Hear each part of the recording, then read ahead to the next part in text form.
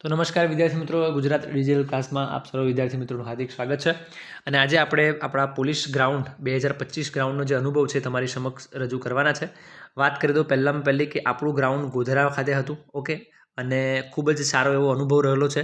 અને તમારે કઈ બાબતનું ધ્યાનમાં રાખવાનું છે, જે લોકો રનિંગ નથી થતું એ લોકોએ શું કરવાનું છે, તમામ બાબતોને ધ્યાનમાં રાખીશ.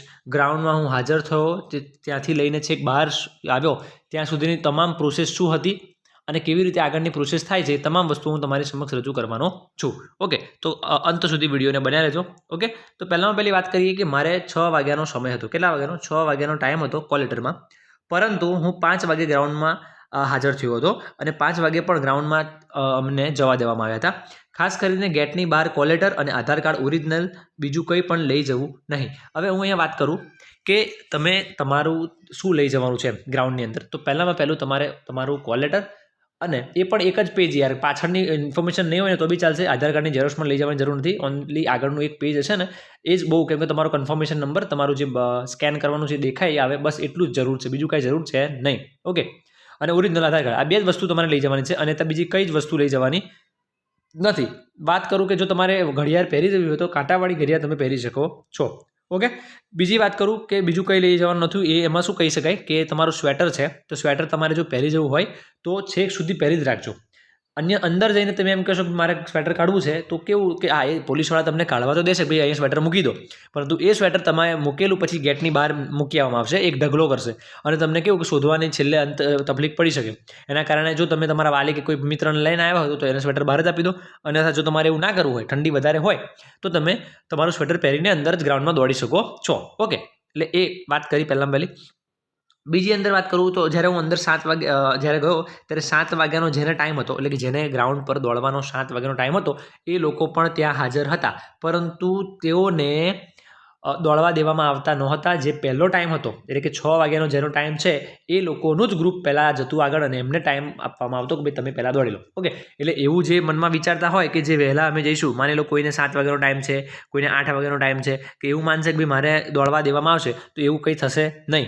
ઓકે, એટલે જેનો ટાઈમ છે એ ટાઈમ ટુ ટાઈમ જ દોડવા દેવામાં આવે છે. એટલે આ એક બાબતનું ખાસ ધ્યાન રાખજો. ત્રીજી વાત કરું કે મારે 6 વાગ્યાનો સમય હતો એટલે મને અંદર જવા દીધો અને ચેસ્ટ નંબર અને પગમાં ચીપ બાંધી. ઓકે, ત્યારબાદ અંદર હું વાત કરું કે હું આગળ ગયો તો કેવું કે ભાઈ 6 વાગ્યાનો મારો સમય હતો એટલે મને સીધો કે ભાઈ આવી જાઓ, મને ચેસ્ટ નંબર આપી દીધો અને પગમાં ચીપ બાંધી દીધી. ઓકે, ત્યારબાદ શું કર્યું તો ચીપ બાંધ્યા બાદ ચીપને સ્કેન કરી લીધી. મારી ચીપ જે છે પગની એને સ્કેન કરી અને મારો ફોટો પાડ્યો. મારા ડાબા હાથ અને જમણા હાથ બંને હાથના અંગૂઠાની ફિંગરપ્રિન્ટ લીધા અને ત્યારબાદ ફોટો પાડ્યો અને કોલ લેટરમાં ચીપ વેરિફિકેશનનો સિક્કો માર્યો. ઓકે, હવે આ કોલ લેટર જે મારું હતું, આપણે જે પ્રિન્ટ લઈ જઈએ છીએ, એમાં ચીપ વેરિફિકેશનનો એમણે મને સિક્કો મારી આપ્યો.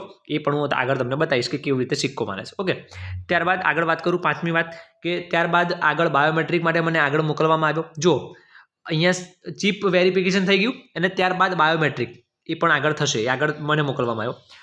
ત્યારબાદ છઠ્ઠી વાત કરીએ અને બાયોમેટ્રિક થઈ ગયા બાદ લાસ્ટ ચેમ્બરમાં મોકલવામાં આવ્યા કે જ્યાં 200 છોકરાની હરોળ બનાવીને બેસાડી રાખ્યા હતા. ઓકે, તો હું જેવો ગયો એવા અન્ય ઉમેદવારો પણ ત્યાં હાજર હતા. એ લોકોનો ચેસ્ટ નંબર અને ચીપ મારેલી હતી અને તેઓ એક જગ્યાએ લાઇનમાં ઊભા બેઠા હતા, જેમાં 15-15ની લાઇન એમ 200 છોકરાઓને બેસાડેલા હતા. ખાસ કરીને વાત કરી દઉં કે બહુ સિસ્ટમ સારી છે. જે ચેસ્ટ નંબર આપે છે એ પણ એકદમ ક્રમ વાઇઝ જ ચેસ્ટ નંબર હોય છે અને ક્રમ વાઇઝ જ એ લોકો લે છે. એટલે બહુ સારી વાત કહેવાય. પહેલી વાત કહેવાય કે મેનેજમેન્ટ સિસ્ટમ બહુ સારી છે, ઉતાવળથી કામ ચાલે છે અને એકદમ સચોટપૂર્વક કાર્ય કરે છે. ઓકે, તો એ ગુજરાત પોલીસ માટે આપણે પહેલી વાત કરીએ કે બહુ સારું આયોજન છે. ત્યારબાદ આગળ હું વાત કરું તો આપણને ગ્રાઉન્ડની અંદર જતાં પહેલાંની વાત છે કે ત્યાં આપણને બેસાડી રાખવામાં આવ્યા. મહત્ત્વની વાત એ છે કે વોશરૂમની ખૂબ સારી વ્યવસ્થા હતી. ઓકે, એવું નહીં કે આપણે ફોરેસ્ટના ગ્રાઉન્ડમાં કદાચ કોઈ જે ઉમેદવાર ગયા હોય તો કેવું કે પેલા ડબ્બા લાવે છે અને ડબ્બાની અંદર તમને વોશરૂમને એવું બધું રાખે, એવી સિસ્ટમ નહોતી. આ સિસ્ટમ ખૂબ સારી હતી ગોધરા ગ્રાઉન્ડમાં. મારી અન્યથા મને નથી ખબર, પરંતુ ગોધરામાં વોશરૂમની ખૂબ સારી વ્યવસ્થા હતી અને ત્યાંનો સ્ટાફ બહુ જ સારો હતો. નાની નાની વાતની માહિતી આપી. ઓકે, અને જે છોકરાઓ જે છે એમને પણ ખૂબ ઇમ્પોર્ટન્ટ માહિતી આપેલી છે. વાત કરીએ તો ગ્રાઉન્ડ તમે જે બાયોમેટ્રિક પૂર્ણ થયા બાદ તમે 200 છોકરાઓની લાઈન બેસાડશે ત્યાં તમને રબર આપશે. શું આપશે? Rubber band. અને રબર બેન્ડ આપશે અને તમે તમારું રબર બેન્ડ બહાર ગણીને લઈ લેવાના છે અને તમારી આંગળીમાં ભરવી દેવાના છે. ઓકે, જેને યાદ રહે છે એને તો કંઈ લેવાની જરૂર નથી, પરંતુ જેને તકલીફ થાય છે કે મને રાઉન્ડનો ભૂલ પડશે, અને હું તો તમને એવું કહું કે તમારે રબર લઈ જ લેવા જોઈએ, કારણ કે કેવું કે દોડતી વખતે આપણને ડિસ્ટર્બન્સ ઊભું થાય છે, એના કારણે આપણે આપણા રાઉન્ડમાં મિસ્ટેક કરીએ છીએ. ઓકે, ગ્રાઉન્ડમાં એવા અમુક ઉમેદવારો પણ હતા કે જેઓ ગ્રાઉન્ડ ભૂલી ગયા અને એમને ગ્રાઉન્ડ ફેલ થયા. ઓકે, એટલે ખાસ તમે એવી ભૂલ ના કરતા. આગળની વાત કરી કે અમારી આગળ એક બેન્ચનું રનિંગ થઈ ગયું હતું. ઓકે, મારે 6 વાગ્યાનો સમય હતો. ફરી એક વાત કરું, 6 વાગ્યાનો સમય હતો.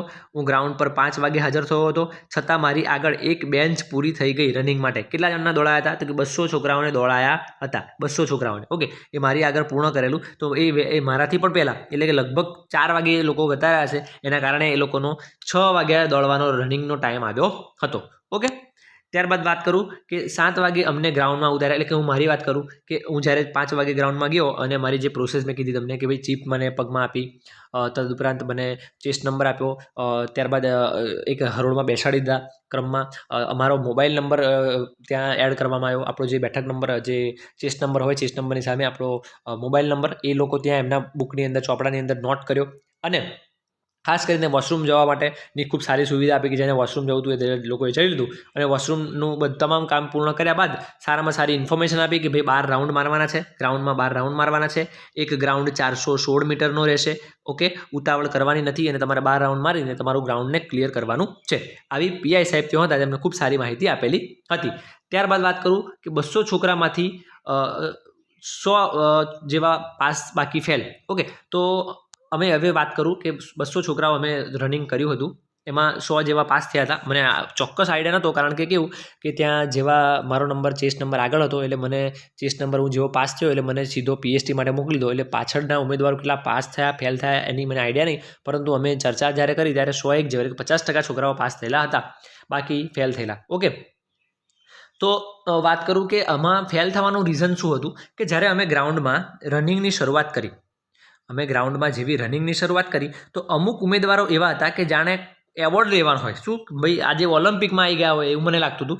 અને પહેલો જ રાઉન્ડ એટલો સ્પીડમાં માર્યો કે ભાઈ બીજો ત્રીજો રાઉન્ડમાં તો એ ઢીલા પડી ગયા. એટલે પહેલી તમારે ખાસ કરીને મારા જેટલા ઉમેદવારોની જેની દોડ બાકી છે અને વિડીયો જોઈ રહ્યા છે એમને કહું છું કે ખાસ કરીને ઉતાવળ ના કરતા ભાઈ. 25 મિનિટનો ટાઈમ છે, 25 મિનિટનો ટાઈમનો ઉપયોગ કરો. આપણે હું કહું તમે 21માં 20માં પૂરું કરશો તો કોઈ તમને એવોર્ડ કે માર્ક્સ મળવાના નથી. એટલે મહેરબાની કરીને તમે રાઉન્ડ પહેલો તો ખેંચશો જ નહીં. એવું નહીં કે હપુજું આપણે ધીમું દોડવાનું છે પરફેક્ટ, પરંતુ તમારે ખાસ કરીને જે પહેલા બીજા રાઉન્ડમાં બોડી એકદમ ઠંડી પડી ગઈ છે, ઠંડીનો ટાઈમ છે, બેસાડી રાખે 2 કલાક, એટલે તમે ઠરી ગયા છો, એટલે બોડીને ગરમ કરવાની છે. એકદમ ધીમે ધીમે 2-3 રાઉન્ડ બોડીને ગરમ કર્યા બાદ તમારે પછી રાઉન્ડ મારવાના છે. 12 રાઉન્ડ સુધી ક્યાંય ઊભું રહેવાનું નથી. અન્યથા કોઈ એવો ઉમેદવાર હોય કે જેનાથી રનિંગ ઓછું થતું હોય અને ઊભું રહેવાનું મન થાય છે, તો પણ માનસિક મનોબળ મજબૂત બનાવો. ઊભું રહેવાનું થતું નથી, તમે સ્પીડ ધીમી કરી દો. તમને ઊભું રહેવાનું થાય તો તમારી જેટલી ઝડપ છે એને ધીમી કરી દો, પણ ઊભા રહેશો નહીં. જો મહેરબાની કરીને ઊભા રહી જશો તો તમને દોડવાનું થશે નહીં, એટલે ઊભા રહેશો જ નહીં. થાક લાગી ગયો, શ્વાસ તકલીફ થાય છે, હાર્ટમાં દુખાવાનું શરૂઆત થાય છે, તો થોડો ધીમો પડી જાઓ. ધીમા પડ્યા બાદ પછી ઉઠાઈ શકાય, પરંતુ ઊભું રહેવાનું થતું જ નથી. ઓકે, આગળ વાત કરું કે 200 છોકરામાંથી 100 જેવા ફેલ થયા. રનિંગ બાદ 30 મિનિટનો સમય બેસાડી રાખ્યા. જો રનિંગ થઈ ગયું એના બાદ અમારી ચીપ લઈ લીધી અને અમે 30 મિનિટ જેવું સમય બેસી રહ્યા. અમે સ્ટ્રેચિંગ કર્યું, એકબીજા સાથે વાતો કરી, અને ત્યારબાદ 30 મિનિટ બાદ રિઝલ્ટ જાહેર થયું. ઓકે, અને રિઝલ્ટ જાહેર થયું એટલે અમને આગળ સહી કરવા મળે. જે 30 મિનિટ બાદ રનિંગ પાસ કરનારને સહી કરવા બોલાવ્યા, અને સહીની જોડે તમારો શું ટાઈમિંગ આવ્યો એ પણ જોઈ શકાય. ઓકે, એક ફોર્મેટ આ રીતે હશે, તમને બતાવું છું. આ રીતે એક ફોર્મેટ હશે કે જેમાં પ્રથમ તમારું અહીંયા નામ હશે, અહીંયા તમારો ટાઈમિંગ આપેલો હશે, અને તમારે અહીંયા સહી કરવાની છે. તમારું નામ, તમારો સમય, તમારી સહી, તમારું નામ, તમારો ટાઈમિંગ, તમારી સહી, આ રીતે. એટલે તમારે ખાસ તમે જ્યારે પાસ થાવ છો તો જે ઉમેદવાર પાસ થશે એ લોકોને તમારે અહીંયા જોઈ લેવાનું છે તમારો કેટલો ટાઈમ થયો. જે ઉમેદવાર ફેલ થયા છે એમને પણ બોલાવવામાં આવશે, એમનો ટાઈમ કેટલો ટાઈમ વધી ગયો, અને એમની સહી અહીંયા તમને જોવા મળશે. ઓકે, ત્યારબાદ આગળ વાત કરું કે જેવું સહીનું કામ પતી જાય, સહી થઈ જાય છે, ત્યારબાદ તરત જ હાઇટ અને ચેસ્ટ માપવા માટે મોકલવામાં આવે છે. એટલે કે પીએસટી વિભાગમાં મોકલવામાં આવે છે, અને જેવું પીએસટી પત્યું તરત ગ્રાઉન્ડ છોડી દેવામાં આવ્યું. ઓકે, એટલે ખાસ કરીને વાત કરું કે પીએસટી વિભાગમાં તમે જશો. હવે પીએસટી વિભાગની હું ખૂબ ઊંડાણપૂર્વક વાત કરું કે પીએસટી વિભાગમાં તમારી હાઇટ અને ચેસ્ટ માપવામાં આવે છે. હાઇટમાં 0.5 જેટલી હાઇટ ચલાવી લેવામાં આવે છે. એટલે કોઈ ચિંતા, જેને થોડી ઘણી ઘટતી હોય ને તો એ ઉમેદવારો ત્યાંના પીઆઈ સાહેબ, ડીવાયએસપી કક્ષાના અધિકારીઓને તમે મળી શકો છો. અને મળ્યા વગર પણ તમને 0.5 ખૂટતી હશે ને તો એ લોકો ઓટોમેટિકલી તમારી ઉમેરી દેશે. ઓકે, એટલે તમને એ બેનિફિટ મળશે. એટલે જેને કંઈ બીકની ચિંતા, જે ગભરાતા હોય, એટલે એ લોકોને ગભરાવાની જરૂર નથી. એ લોકો તમારું થોડી ઘણી તો તમારી ઇજ્જત રાખે છે કે એ પણ જાણે છે કે ભાઈ છોકરો આટલા ટાઈમથી મહેનત કરતો હોય, એનું સપનું હોય, એ ક્યારે તૂટવું ના જોઈએ. ઓકે, એ પણ જાણતા હોય કે આ લોકો સારું જીવન જીવી શકે અને આગળ વધે, એ પણ એવું વિચારતા હોય. એટલે આટલી હાઇટ તમારી ચલાવી લેવામાં આવશે. વજનનો તો કોઈ સવાલ પેદા થતો નથી, કારણ કે વજનની ક્રાઇટેરિયા આ વખતે કાઢી નાખવામાં આવ્યો છે. એટલે વજન તો કોઈ કરશે નહીં તમારો. તમારી હાઇટ અને તમારી ચેસ્ટમાં વાત કરીએ તો 79 ચેસ્ટ જોઈએ છે તમારી. 79 ચેસ્ટ જોઈએ અને ફૂલાળા બાદ 84 થવી જોઈએ. એટલે કે મતલબ 5 સેન્ટીમીટર ફૂલવી જોઈએ. હવે જેને ચેસ્ટ ફૂલતી નથી, ચેસ્ટમાં તકલીફ થાય છે, તો એને શું કરવું? કે માની લો કોઈ વ્યક્તિની ચેસ્ટ નોર્મલી 85, હવે 85 જેવી તો ચેસ્ટ હોય જ નોર્મલી, એટલે ઉંમર હોય એટલે બરાબર. 85 ચેસ્ટ છે તો એને છાતીને એને સંકોચી દઈને 80 કરી દેવાની. તમે ફૂલાડી ના શકો પણ સંકોચી તો શકો જ. તો એના અંદર સંકોચી દેવાની. ત્યારબાદ જે માપે ત્યારે 80 બતાવશે અને થોડી તમે નોર્મલ કરશો એટલે પાછી તમારી 85-86 થઈ જશે. એટલે તમારું અહીંયા સોલ્યુશન થઈ જશે. જેને નથી ફૂલતી છાતી એનું, બરાબર. અને દંડ પણ મારી શકાય. એના વિશેષ આઈડિયા આપણે દંડ મારી શકો છો તો તમને બેનિફિટ રહેશે. ત્યારબાદ હું તમને મારો જે કોલ લેટર છે હું તમને બતાવું છું કે પીએસટી વિભાગનો આ રીતે સિક્કો મારશે. જોઈ શકો છો પીએસટીનો સિક્કો આ રીતે હશે. ઓકે, અને પીઈટીનો આ રીતે સિક્કો મારશે. ઓકે, પીઈટી મતલબ રનિંગ પાસ થઈ ગયા. પીએસટી એટલે તમારી હાઇટ અને એ બધું છે એ ક્લિયર થઈ ગયું. ઓકે, અને તમારું ચીફ વેરિફિકેશન જે છે એ ચીફ વેરિફિકેશન સિક્કો આ રીતે મારવામાં આવશે. તમે તારીખ જોઈ શકો છો. કઈ તારીખનું છે? 9 જાન્યુઆરી 2025. રાજ્ય અનામત પોલીસ ગ્રુપ, લોણાવાડા રોડ, કોરિયાઈ ગોધરા ખાતે આપણું જે ગ્રાઉન્ડ હતું એ હતું અને 6 વાગ્યાનો આપણો ટાઈમ હતો. ઓકે, તો આ રીતે ગ્રાઉન્ડ તમે ક્લિયર, ટાઈમિંગ આપણો હતો 22 મિનિટમાં ક્લિયર કરેલું છે આપણે ગ્રાઉન્ડ. ઓકે, હું ધારત તો 21-20માં પૂરું કરી શકત, કેમ કે આપણે તો ઘણા ટાઈમથી પ્રિપેરેશન ચાલુ છે ફિઝિકલ બાબતે, અને ફિઝિકલ બાબતે આપણને ઘણું ગમે એમ.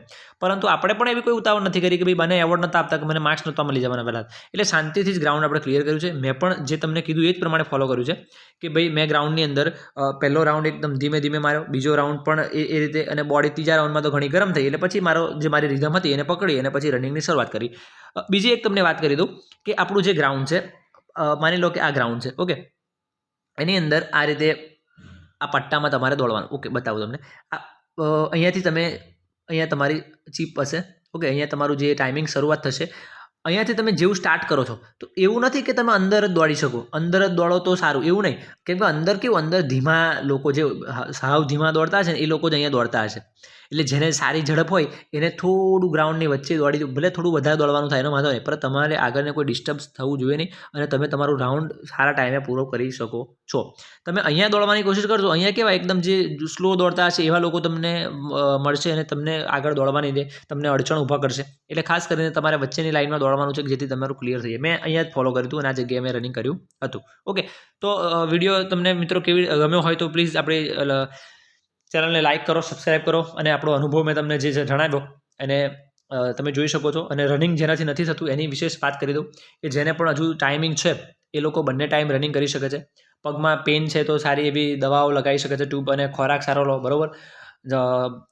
ખાસ કરીને જેને શ્વાસ ચડે છે એ પણ રનિંગ બંને ટાઈમ કરશો ને એટલે શ્વાસ ચડવાની જે તકલીફ છે બંને ઉતરી જશે. મારો અનુભવ એવું કહે છે. એટલે ખાસ કરીને કોઈ પણ પ્રકારનું ટેન્શન ના લો. તમને એવું લાગતું હોય, ખાસ વાત કરી દઉં કે તમે ગ્રાઉન્ડ પર જાઓ છો. ઓકે, આ ગ્રાઉન્ડ પર તમે રનિંગ કરો છો તો તમને શું લાગે છે કે તમારા પગ રનિંગ કરે છે? ભાઈ આ વાત એકદમ ખોટી છે. તમારા પગ રનિંગ કરતા નથી. રનિંગ કોણ કરે છે? તો રનિંગ કરે છે તમારું માઇન્ડસેટ, તમારું મગજ. તમારું મગજ તમને કહેશે કે ભાઈ હવે મારાથી દોડાશે, મારે આગળ રાઉન્ડ દોડીશું તો જ તમે દોડી શકશો, તો જ તમારા પગ ઉપડશે, બાકી તમારા પગ પણ ઊભા રહીશે. એટલે ખાસ તમારું માઇન્ડસેટને પોઝિટિવ બનાવો. ગમે તે થાય, 12 જ રાઉન્ડ મારવાના છે જીવનમાં. એકવાર રાઉન્ડ મારી લો પછી તો જિંદગી ક્યાં દોડવાનું છે ભાઈ. એટલે ખાસ મેં તમને કહી દઉં છું કે રનિંગ ક્લિયર કરી દો. ઓકે, ગર્લ્સ હોય એને પણ કહું છું કે છોકરીઓને પણ 4 રાઉન્ડ મારવાના છે, એ લોકોએ પણ ચિંતા કરવાની જરૂર નથી. તમે પણ ખાસ મહેનત કરો ને, ગર્લ્સ માટે તો બહુ ફાયદો છે ભાઈ, બરાબર. છોકરાઓને થોડું ઘણું ટફ છે, પરંતુ છોકરીઓને તો બહુ સારું, મતલબ પોલીસ બનવું બહુ ઇઝી લાગે છે, કેમ કે માર્ક્સ પણ ઓછા લાવવાના, દોડની પણ ઓછો ટાઈમ, વધારે ટાઈમિંગ ને બહુ, મતલબ બહુ સારું છે છોકરીઓ માટે. ઓકે, તો બસ આ મારો આટલો અનુભવ તમને જણાવ્યો. વિડીયો ગમ્યો હોય તો ચેનલને લાઇક કરો, સબસ્ક્રાઈબ કરો, તમારા મિત્રોને શેર કરો. નવા વિડીયો સાથે મળીશું. ત્યાં સુધી જય હિન્દ, જય ભારત.